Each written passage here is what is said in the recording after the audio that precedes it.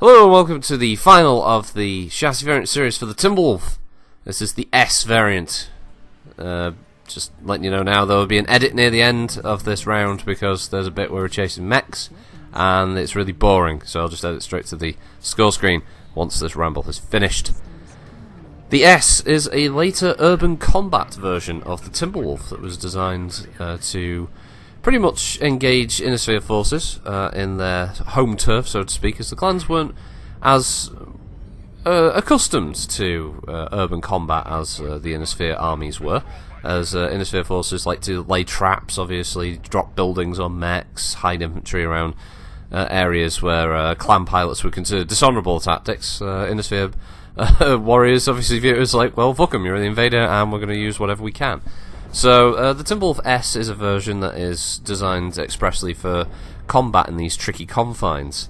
As such, it comes with a large pulse laser, 2 medium pulse lasers, 4 SRM-6s, and 2 machine guns for anti-infantry work. It also mounts jump jets, which, if I remember correctly, I don't think I used the entirety of this round because I forgot I had jump jets, even though I'd actually bought the mech, because the jump jets are mounted in the CT as well. I forgot to use them, if I remember correctly. So, yes, the S version, its main selling point is that it is a jump-capable version of the Mad Cat.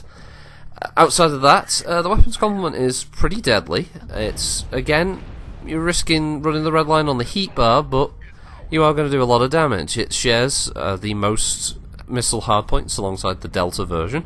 It has 4 energy hardpoints, which is a respectable number, and the 2 ballistics, which are split between the side torsos, the energy being in the arms and the missiles being in the side torsos. There is actually a 4th energy hardpoint that isn't used, which I'm kind of surprised about. I don't know why that is there. I guess they just wanted to inflate a little bit. But that other one is in the right torso, alongside one of the ballistics and missiles. So, overall, it's a pretty well-spread, very powerful version of the Timberwolf that can very quickly burn down enemy mechs. And it's not a surprise to see plenty of Timberwolf S's that mount multiple SRM packs, purely for the ability to hop and splat, which isn't a bad tactic in MWO. It has worked very well in the past and still works quite well today.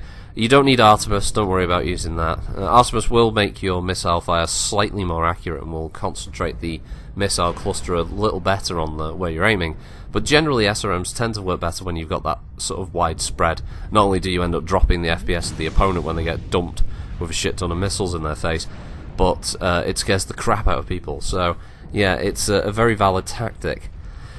The pulse lasers work well, great at being able to finish off cored enemies or opening up spots for your missiles to do all the main work once you do close range. And the machine guns are very useful when you're starting to overheat. Again, actually, funnily enough, I think I forgot that I had the machine guns until later in the match, where I just pressed the button and went, oh, machine guns, as I was holding the button down. So yeah, that was fun. I think I was a bit blitzed still from this cold.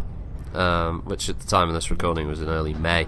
So, yeah, I had a whole time I was going to do Battletech vids and everything, and the cold wiped me out, and I've still got a bit of it now. I don't know if you'd be able to hear it from comparing it to other videos of mine, but yeah, still getting over that, so I probably just flat out forgot because cold. But yeah, this is another really good one. Compared to the Delta and the Alpha, they all rank pretty evenly, to be honest. And as I've said in other Timberwolf videos so far, if you haven't got it, I can only imagine it's because you might be relatively new to MechWarrior Online, because honestly, it's one of the most well-known, famous battle mechs ever created, and as I said, it is the poster boy for the clans. So it has all of that going for it. It's very, very powerful mech.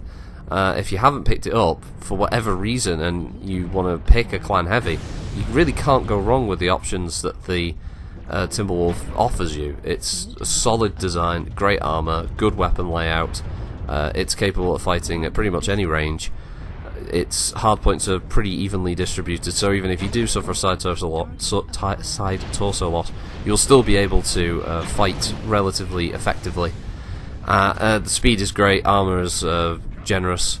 Yeah, it's almost, it could be accused of being too good. It's perfect. It doesn't really have any drawbacks. So yeah, it's there is a reason why it's so fondly remembered, and why people on like the BattleTech discussion board on Steam kept whining about, "Where's my Mad Cat?" Well, it's not going to be in there because it's not the right time period. But I'm sure with the success of BattleTech, we will see a sequel of sorts that will add the clans into the game, and then everyone can have their little wank fantasies of running around in clan mechs, and thus ruining all of BattleTech's great story. So the S version is pretty solid. If you haven't picked it up, give it a go. It's got a pretty decent number of customization opportunities. You probably just drop the ballistics with the 4NG and the missiles and have a pretty solid build.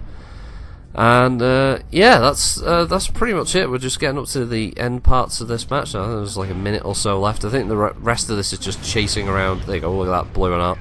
Then again, that was a mislinks with 4 SRM6s. Realistically, I think should have been turned to powder. Well, all I did was blow an arm off it, apparently, due to hit reg.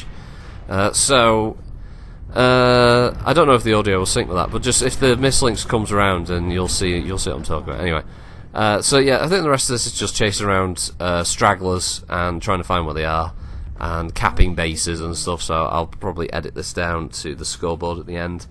Thank you all for watching. I hope you all have a good week. Next week will be the Nightjay, the other 75-ton clan heavy, and that will finish off the clans on the heavy side, and we'll be moving on to the assaults. So that'll be probably quite daunting, actually, because the clan assaults are a mixed bag for me.